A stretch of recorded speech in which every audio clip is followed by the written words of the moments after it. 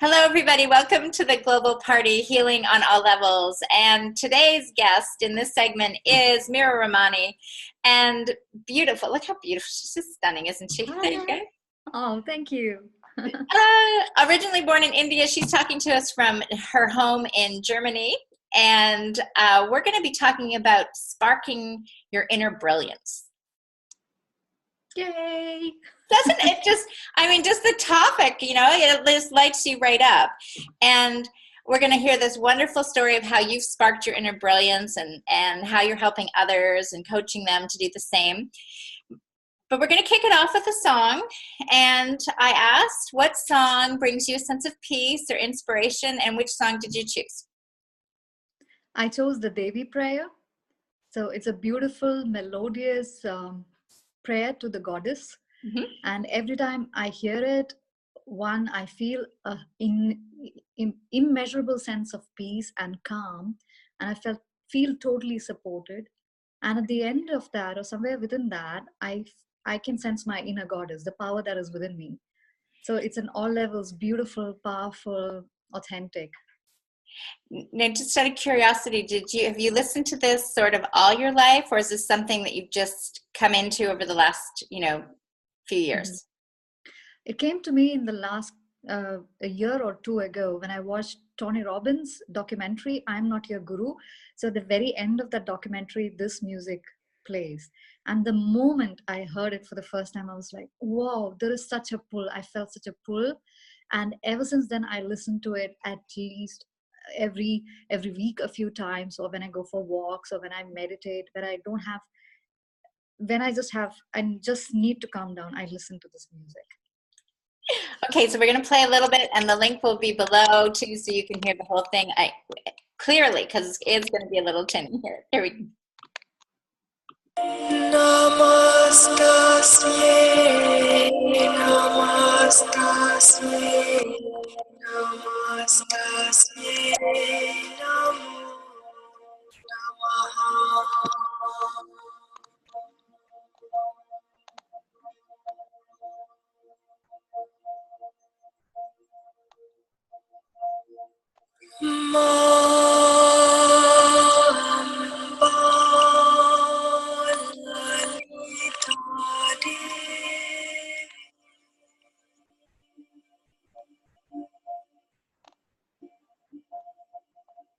Tvam Brahmani Gayatri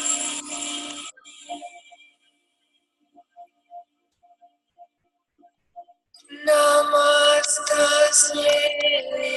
namastasye, namastasye, namo namaha.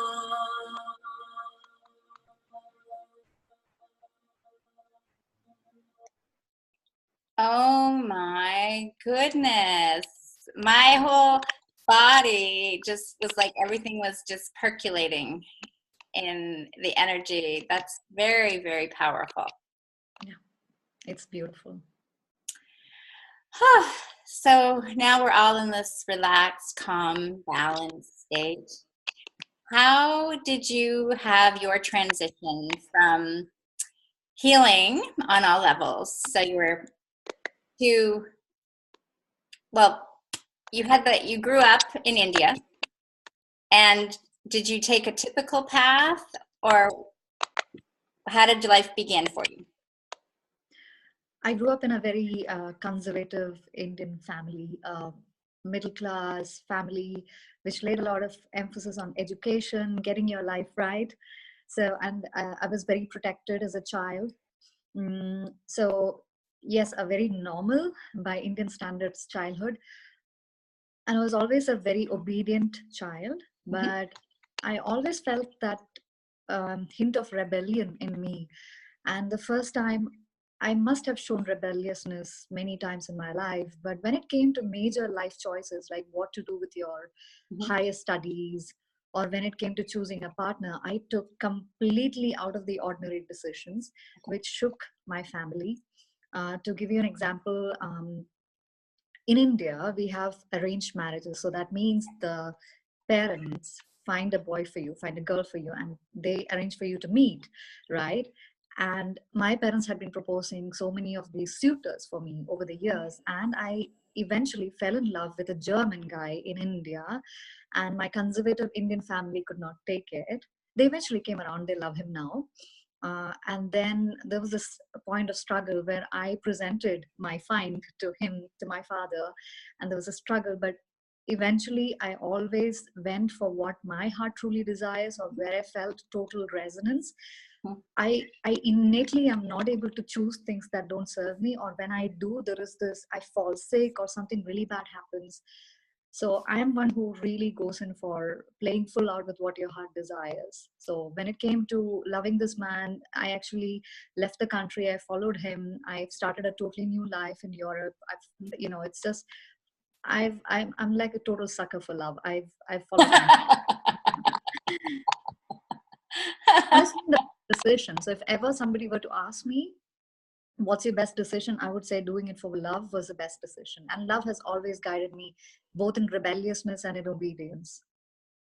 Well, that is so beautiful because love is supposed to be, like in all the teachings and whatever you want to follow, is supposed to be the greatest, right? We're supposed to just love each other and be present to each other. So it makes sense that you would follow the love that you have for your husband, right? Yeah. And just to complete that, the whole perspective, it's like when you say you fall in love and you follow your heart, it sounds very rosy, but no, it was very difficult. Yeah. Leaving your country or going against the grain of your upbringing and leaving all that behind and actually having to follow a partner across the globe comes with its own fair share of challenges. So yeah, by saying that I followed my heart and it's beautiful doesn't mean that I'm discounting any struggle that anybody goes through. Right. And I think that's a key point, Meera, right? Because people think, oh, we follow and it's blissful, and everything works just so wonderful. But in lots of cases, when you follow, you're confronted and it's like there's a breakdown, it seems, because things are, your family first is, although they're, they were disagreeing and then they're giving support, but then you're leaving country and then you have to face different challenges living there. So there was most definitely obstacles or opportunities or speed bumps to go over, right? Yes. And now that you look back to some of those experiences, how would you describe that in how it's helped you become who you are now? Mm-hmm. So every step of the process, every step of my journey so far, it's helped me get clearer and clearer on who I am. Mm-hmm. So let's say with one of the first challenges with the education or the career, I eventually could decide on what I wanted to do. Or when it came to the life partner, it showed me that I am capable of making a choice. So I think in our society, a lot of women, we still hold back, and I still hold back. And we don't realize that we can make choices in our life. So it's got me clearer on the fact that I can make choices and be more powerful about making that choices. But still, it's like in the journey, it's like peeling layers of the onion, right? With each layer of the onion, you get more clear, there are more insights, you get stronger and powerful. And every journey, every challenge is like peeling the onion. So yeah, and along the way, there have been health challenges in my career. All these challenges have given me aha moments and made me make choices that turn my life around, leading up to this present moment. Yeah. Career. And I'm sure that the same thing that happens when some of your clients come to you, right? They might ultimately like that quick fix, like just I'm stressed, I know I don't like my career, can it just all be blissful? But in the process of them transitioning, they too are having to be moved through those obstacles. Correct? Yeah, and like you rightly said, it's not a quick fix. It takes months and years. And I think the beauty is in that journey when you look back and see what really happened and what might seem like it took me so long, it actually isn't. Right. Now, being here in Canada, okay, so I mean, heck, we have tons of, influence. one of my favorite restaurants in Sweet India out by the Toronto airport. Um, my daughter was, I think she was, her previous life was as an Indian princess probably. Mm-hmm. There's this, can be a stereotype, just like you said, arranged marriages. These Indian women, we're going to stereotype, don't have the power within themselves to trust themselves. But you have definitely demonstrated that you were able to trust and step forward in that rebellion. Is more of that happening? Is it really always been happening, but they're still trying to hold on to this box of stereotype? Are you talking about me in general or Indian women? Yeah, Indian, like when you look at the Indian culture, yeah. In the Indian society, women have been respected in the power, from ever since historical times, and that's why the Devi or the goddess is very powerful. We worship the female form. But however, over the years, there's been a lot of noise, just like everywhere else in the world, on how people should be, how we as a society should be. There is a lot of shoulds and must and all that. There's a lot of um, unintended energy that's getting mixed, and the female power is sort of getting subdued. And yeah, it's a dichotomy that also it's been historically that women have been the caregivers in society, including India. And over time, it's like I see this in my family as well. Women tend to take a very subdued stance. They don't play to their full potential. I do see a lot of great female examples who've broken the mold, but I still see a lot of women who are confined to the mold. They don't sense that inner power to break the mold. So it's, to me, if I am using an example, it's like an elephant that's been tamed, and it's just one tiny piece of metal sometimes that links it to a tree, and the elephant doesn't know how powerful it is. So there is so much that a woman has, and I think the most beautiful state that can be is when the feminine and masculine tap into their most beautiful part of their unique powers and use that in tandem to work together, like in a dance. So to come back to the Indian context, I think there is a revolution happening around the world where women are owning up their power. And for those of them that are doing it by themselves or asking for help and doing it, it's great. But there are still a lot of women who are not even realizing that they have the power. Right. So my intent is also to reach out to women like that. And it helped to empower them. And I would just say, see, Westerners over here, like in North America, they tend to think, and I say they tend to think because they've been out in their careers, in that sense that they've been powerful. But the whole Me Too movement is kind of demonstration of still how powerless they felt over the years, right? So you've got these people that you think, oh, they've achieved such celebrity or whatever, but really they were playing a victim, and feeling it all along. So it's really, as you said, it's global. And the fact that I feel that your culture naturally honors the goddess, the mother, right? That was what we're doing, that this is this whole awakening of recognizing the feminine is about balance, right? It is about bringing male and female together. It's two, and this unity that's happening north and south. This is what this whole global party is all about. So how are you helping women step forward and trusting and going out and living their passion and purposes? Okay, so I am passionate about women sparking their truest potential. Now, how do I do that? I have a coaching business where I focus on women. So a lot of my endeavor is for women to get really clear on what their passion is, what their true purpose is. I'm using heavy words, but it's not that. So if you're in a job that really tires you out emotionally, spiritually, is that what you're meant to be doing? So a lot of women tend to get stuck in jobs or relationships that don't make them happy, happiness being the first indicator. So I work with them to understand what is it that really lights your fire, what is it that truly makes you happy. So if it's a job and you're doing something different from where your skills, your passions are, I help them identify what is your true passion, what are your gifts, and then have the confidence to pursue that, make a plan, pursue that, take baby steps, and make your dreams come true. So a lot of times we stop short of doing what brings joy to our hearts because we are afraid. Fear is a big limiting factor.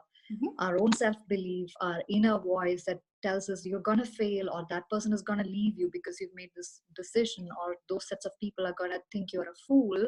Those are some of the fears that happen. So I work very actively with women to sort of realize, do these make sense? Do these fears make sense? Isn't your dream much bigger than bowing down to fear? So, and then going for that career, going for that relationship, actually the whole vision of life, bringing that to life. That's what I do with women. See, and you can see her inner brilliance sparking as she's describing, right, how Yeah. she's working with people. And for those that are watching, it's really to be honest with yourself. Like if you're feeling discontent in any area of your life, that's a sign. That's a sign that you're already looking down the wrong path because you're discontented. You're feeling that, you're aware of that. So you can change. You can make a course correction, right? So when you first, for instance, like, because we're going to bring it back to you personally. So when you first met the love of your life, was there a sense of, I'm trusting this right away, or was there a sense of, oh my goodness, now what do I do? Because did you just open the door to all your fears? How are my parents going to deal with this? Or did you have a strong enough sort of inner tuition that said, I can handle this? Yeah. So the initial few months, the first few months of dating, it was beautiful, right? There was no place for fear because you're sensing something new, something you've always wanted to experience, this amazing guy, right? So you're enjoying that. And then it comes to, after 3 months of meeting, he actually had to leave India for Germany. So we had a long distance relationship for a year. And that's when all the fears, all the worries, whether, we'll split and what will happen, am I wasting love on somebody who's going to eventually leave me, or etc., all those fears came jumping in. But I have no idea, but there was this sense of knowing. Mm-hmm. There is this voice that said, what do you have to lose? Just go. And because I had been heartbroken before, Right. and it's like, what's one more heartbreak going to be? But I had the sense of some sort I had some sort of sense of comfort with this guy. There was some sort of intuition or inner knowing that, just try this out. So somebody kept saying, just try this out. And even when I tried it out, there was still a lot of roadblocks, that it wasn't smooth, our living together. I came from India, he's European. We had such silly fights over small little things that a lot of times I packed my bags to leave and back to leave, and then we would both cry, get back together, and then try again, and we're still trying, and it's going great even after 10 years. But it's that, like, this is the thing in life, you have that sense of beauty when you're with somebody, even despite all the struggles. You have that inner compass that's guiding you. Yeah. Intuition has a lot of space, and it has a big place in my coaching practice as well, because it's the wisest part of you. That's so true, right? And imagine if everybody was just operating in that place. What a different world it would be. Everybody really would be, enjoying their best whole new world, is which I believe they can have. So you're so aware from your own personal experiences the difficulties you had to go through. So it's when you're meeting with a client, you have such great empathy for their face-to-face with knowing they need to make a choice. And you have this own awareness that the choice is going to give you a sense of freedom and delight down the road, but you're going to have to want to look at enjoying the journey, enjoying the struggles, thinking that's part of life, right? Yeah, true. And one of the most deepest experiences I've had on the other spectrum of is having a really bad health issue, which is what made me decide to take a big turn in my life in terms of my career. Yeah. Well, so say more about that, because that's where the key one, because we were talking about a little bit of discomfort, and that's where, but that discomfort usually unattended in some cases, Yes. you know, gets piled up until all of a sudden it's like, ooh, big health issue. Yeah, so exactly. So when you have something going on in your life and it's not right, and you have that sense of discomfort which is piling up, like you just said, it could add up to stress, which is the first symptom. Then it could go on to such severe health issues, which is what I will come to in a minute.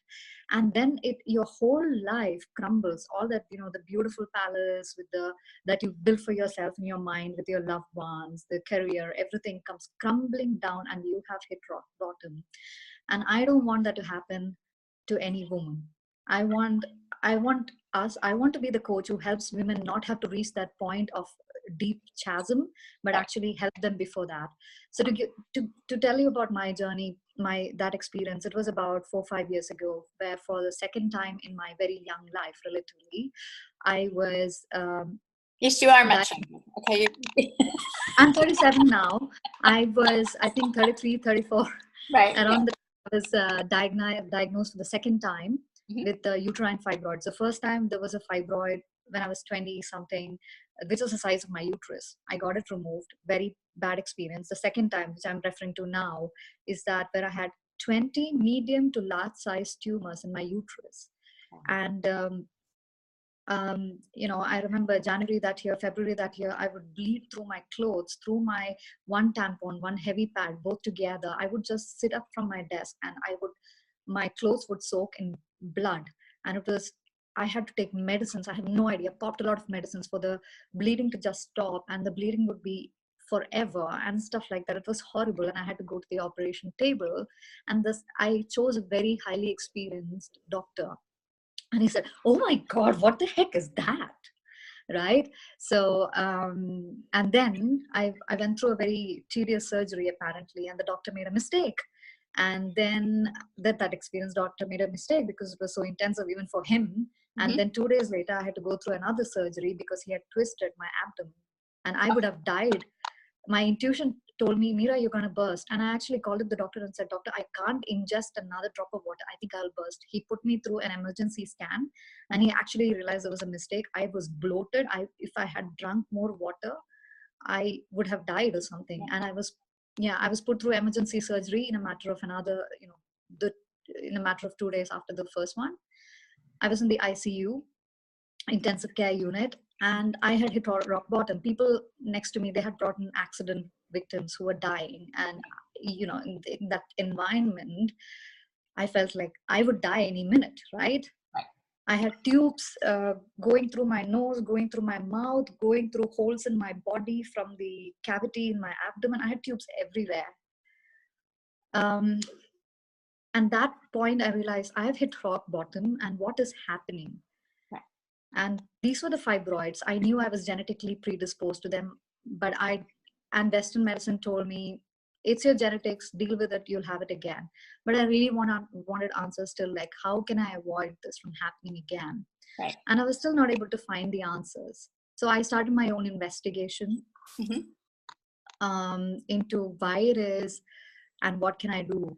And then that quickly took me through the route of spirituality, the chakras, where your guilt plays and your chakras are stuck, the energy is stuck, you are not playing to your full power, you feel powerless, your confidence is down, how your body, mind, spirit connection works. Right. And I also connected to an incident, a series of incidents that had been happening at my career back then, at my work, where I was bullied at work. My ex-manager was bullying me for a series of 2 years, and I used to come back home crying, depressed, even though I was doing my best work. And a lot of others were really proud of the work I did, but this one person was giving me all the heat in the world. And I lost my sense of confidence, power in that situation for a whole set of 2 years. And every day I would come back crying. My relationship was hurt. My health was taking a beating. And ever since then, I took the decision to hold healthy boundaries with people, not let anybody play me down, always connect to my inner wisdom. Yeah, so a lot of things have happened since then, which has made my life, turn out to be the better than before. And hence why you're able to help, because I think everybody here that has been sharing has had a breakdown, right? Like they've had what we would consider like that moment of, okay, things have got to shift. And again, I think we're all here to say you don't have to wait until that last moment, because spirit is always giving you clues, right? Your body is always giving you clues of your emotions. You know, if you're always everything is ticking you off, then you know that's a sign that you don't have that inner peace like we did when we listened to the song at the beginning, right? Like that sense of peace. If you can recognize that in yourself, that peace versus the and which one you like better, that's a big start, isn't it? Yes, it is. And yeah, I totally agree. And we're not talking about being hunky-dory, happy all the time. But if there is a series of undercurrent, series of events happening in your life, or throughout several days, weeks, or months, you're feeling something missing, you're feeling a deep heaviness in your chest, your shoulder, wherever, these are signs. And the fact is, if we don't listen to these signs, these are going to get stronger. And one day, if we don't listen soon enough, it's going to knock you out. And for me, I might lie in the hospital table again if I don't hear this right now, if I don't heed the wisdom my body or my spirit is giving me. And all of us have access to this inner spiritual compass. Absolutely. That and I believe personally, and this is why, you know, this is that healing from the inside out, healing on all levels, it's within and around us, and we have the power. So we've been trained for the most part to go outside ourselves to find the answers.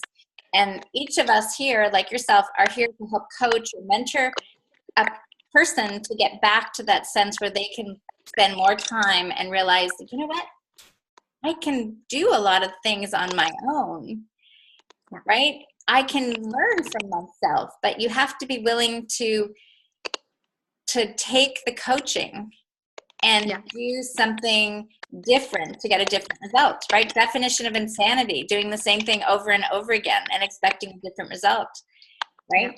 Do something different. Contact Meera. Get empowered. Spark your inner brilliance. Yes. And again, I think the most beautiful thing, I've always had a coach for the last 3-4 years, and a coach or a mentor, whoever, find somebody with whom you feel resonant, you feel drawn to. Maybe it's me, maybe it's somebody else, but get that help. There is no shame in asking for help. And because that person with whom you've resonated, if they've walked a few steps ahead of you, they will make sure that they do the best in their power to make sure you don't have to walk all those steps, go down those steps, be on the operation table like me. You know, realize your potential before that, realize where you're stuck before that. They help you find out the blind spots. And again, that opens you up to the brilliance, the inner brilliance that you have, because in helping yourself, you're unlocking your potential, and then you're able to help others in your life, your family, your loved ones, your children, your community, the world. And like you say, healing 1 billion people or more, right? Yeah. Well, you know, I was just saying, because I feel like 1 billion people were watching the royal wedding that happened, you know, a couple months ago. And when that pastor from the States came on, I don't know if you heard the speech, but yes. I just felt like his speech on love just was a spiritual earthquake, you know, in the sense that love energy, people were in a state of joy, so they were able to receive it. And if it felt uncomfortable, they couldn't turn it off because they wanted to see the rest of the wedding. Yeah. Right? Very powerful moment, yes. Yeah, so it's just that this is happening, and each person that's watching this, you just need to start to allow yourself to say, what if I don't have to feel this way anymore? Because Meera's felt it, I felt it. Like at one point we were so excited that the medical system could help us, right? We're like, yes, this is the answer. But then it wasn't necessarily the answer. Yeah. And that's the part of it. Healing on all levels is healing that emotional, your ancestry, right? Just because the box of India arranged marriages was like this, you didn't have to follow it, did you? No. And we're all powerful. And again, when external solutions external solutions are mostly not helpful. You have to align it with your internal compass and see if it helps you. For example, in my case, the external solution was lots more medicines. So it was like putting a band-aid over the wound while not addressing why there is an infection, what is happening. So for me then was, I try to understand, why am I wounded, what's really happening. So my stress levels, my lack of personal boundaries, my utter lack of faith in myself, or also eating the wrong food or having the wrong lifestyle. And you make those tiny shifts in your lifestyle, in your personal knowledge of yourself, you come a long way. You think you're taking baby steps, but a year or two down the road, you're like, oh my God, life has changed. I'm so much more healthier, so much more in love, so much more capable in all spheres of my life. Yeah. And I kind of felt when you first told me the story about how many fibroids you had. Yeah. I kind of felt, okay, and this is just, could be, it couldn't be, was that each of those fibroids was kind of like a pattern in the whole Indian culture. And that's why I wanted to bring it, is that you were the vessel, to help release this whole ancestral stuff for India. And you were letting it go and saying, you know what, you can make your own choice. You can all be empowered. I'm setting, I'm charting my course, and I'm releasing it all on your behalf. Yeah. You've hit upon something very, very relevant. I wouldn't have talked about it very readily because I don't know your audience. So when I said I started my investigation, which took me down the spiritual path, I also did a lot of past life regressions, in addition to the chakra work. What I sensed that I believe in past lives. And what I sensed is, what I came to know is, I had a lot of past lives as a woman, and a lot of them as a powerless woman, mostly a lot of them as prostitutes, a lot of them as a work, like a homebound woman who's taking care of children, family, cooking, which you can see in Indian society even now, or other societies as well. So there is this whole lot of ancestral burden that's being carried down. I'm getting goosebumps as I say this. So there is the patterns of the struggle, or those discomforts, those that these women went through. I see that manifesting in me, and it's up to me to break that cycle, to bring that power out, um, get out of those constraints or powerlessness, and actually express myself, break out of the barriers. Because I think the world right now is in need of people who have come alive, women playing their role in the world, men playing their role in the world, and women playing small. I think if women play bigger in their lives, I think we'll have a lot more balance. And all this violence or lack of miscommunication that's happening in the world is giving rise to a lot more of violence. And I think balance comes from the womanly love, womanly flow. And each of us is being called on, each of us women and even men are being called on to play bigger parts in our life, bring out our gifts, because the world needs it. We collectively need to heal the world, the planet, the Mother Earth. Yeah. Right? Yeah. It's, I think it's being authentic to what you really feel, right? So for anybody, if you feel like you're the square peg in the round hole, right? Then that's an opportunity to say, you know what, I need to step out and follow where I fit, because there's more of you in the world, and we're each a little different. We're, and that's the beauty of it all. Our perspective, even of the same event, you can be, people that are all watching here, they're going to take different words, they're different gems, they're going to see different things, they're going to feel different things, and that's all perfect for you. And sometimes it's the filter that you're watching it through. You might not think you're getting anything from this, and then it could be like, oh, like I've had that experience where I go, oh, you know what, that seed was planted, way back then, and now I'm recognizing it. Yeah. Right? Mm-hmm. So wise. Yes. And growing up in India, like, you were surrounded in a sense by this, as you said, mother goddess, right? So there was this good awareness of feminine energy. Yeah. Yet it had been sort of tipped in the sense that we were supposed to always turn the other cheek in a way, right? We're going to be so loving and so wonderful. We're just going to be meek instead of realizing that we can express intentionally the love and hold that boundary and know that, I can be healthy and I can be whole and I can be loving and I can still be serving. Yeah. Yeah. True. So you're probably got all these like fire lighters going up, little Inner Brilliance. Do you have an Inner Brilliance group? Sparklers happening?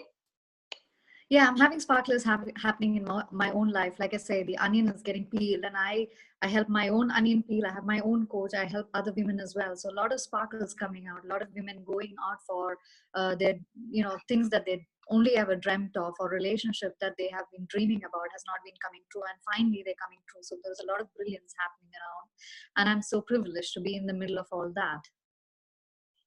It's such a delight that I see. This is one of these things about sparking your inner brilliance. I just like, it was in a moment. I was outside enjoying myself, and I had this moment where it said, "Go to your phone," and I was like, really, like right now. And it's like, yes, it came to me, and I went, and literally there, Meera popped up, and it was this strong. It really was a strong connection to say, reach out and comment on her video. And this is how you guys all get to listen to her.